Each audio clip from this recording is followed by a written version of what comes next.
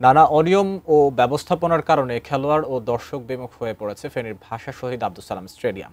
ভাষা শহীদ আব্দুল সালাম স্টেডিয়াম থেকে বিস্তারিত জানিয়েছেন প্রতিনিধি দিদারুল আলম। ফেনীর একমাত্র স্টেডিয়াম ভাষা শহীদ আব্দুল সালাম স্টেডিয়াম। এই স্টেডিয়ামটি নানা অনিয়ম এবং অব্যবস্থাপনার কারণে এই মুহূর্তে দর্শক এবং খেলোয়াড়রা বিমুখ হয়ে পড়েছেন।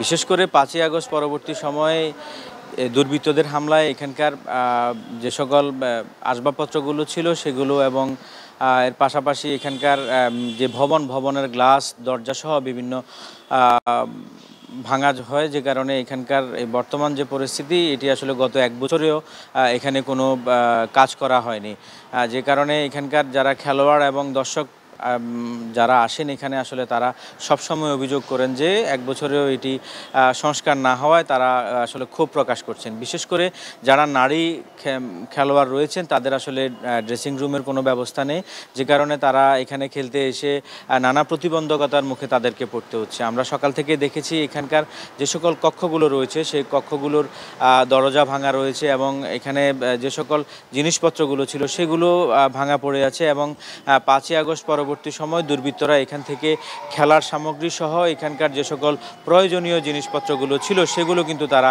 নিয়ে গিয়েছে এবং বিশেষ করে এখানে বিদ্যুৎ থাকলেও আসলে পানির ব্যবস্থা না থাকায় এখানকার যারা দর্শক এবং খেলোয়াড়রা এখানে এসে বিশেষ করে তাদের পানির কারণে বিভিন্ন রকম সমস্যায় কিন্তু তারা পড়েন।